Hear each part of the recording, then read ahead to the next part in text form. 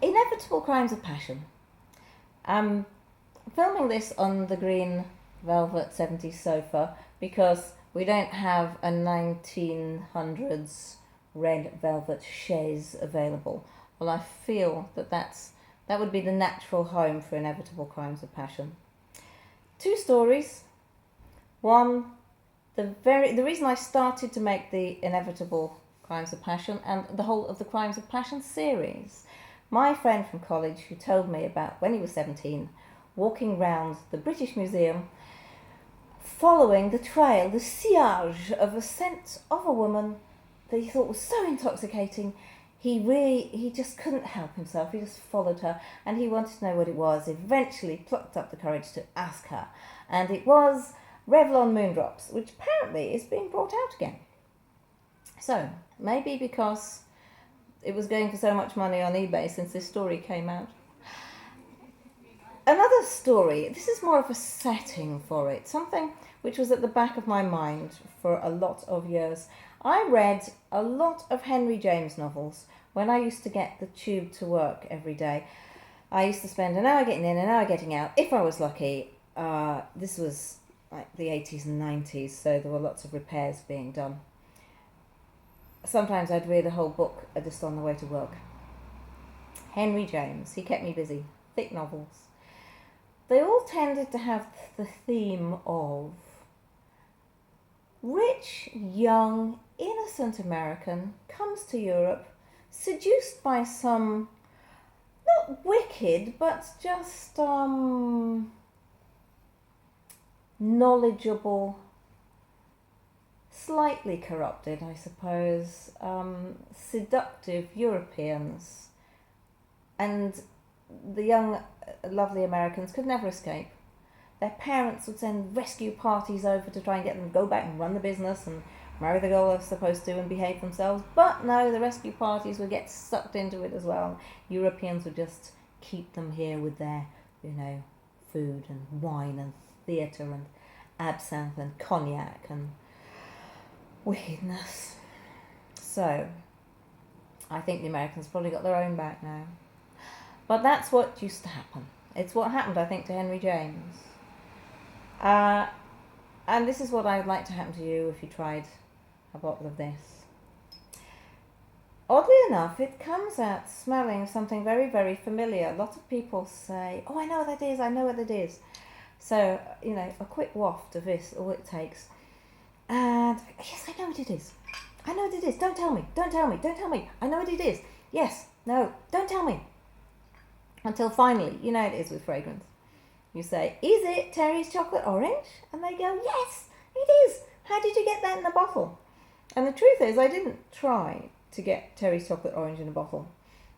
But I did use grapefruit at the very top of this fragrance, and trickling down to the very, very bottom, patchouli and mushrooms, mushroom absolute.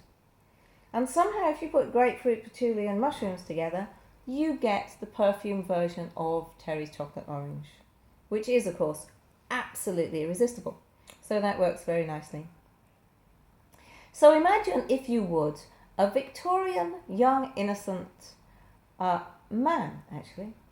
This man is drawn into a relationship. He's supposed to be marrying the equally sweet and innocent young woman. But somehow he falls for the mother, and she won't let him go, and he does not want to be let go. He can't. He's stuck like glue.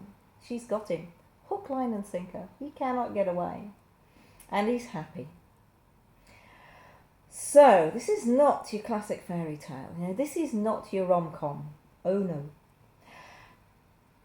Into the story comes an older man, and he's the one who eventually ends up seducing the young, innocent girl.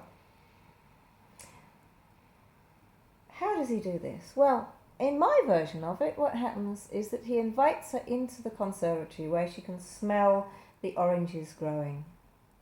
And then he invites her a little bit deeper inside his house, where she'll have a cup of coffee and some cakes and scones with jam. And then perhaps for dinner and she has her first taste of brandy, and then he invites her off into the luxuriously upholstered, velvety, leather-covered secret room where she'll lie down, go to sleep, and never ever leave. That's what I was aiming for. Oddly enough, it comes across, first of all, as a very pleasant gourmand. I say deep, dark gourmand. I mean, it's pure, really chocolatey orange, but not sweet somehow. There's a bitter chocolatiness to this. And it descends through woods. I have my storybook here, my scent storybook. We have honey and vanilla, coffee, pink peppercorn.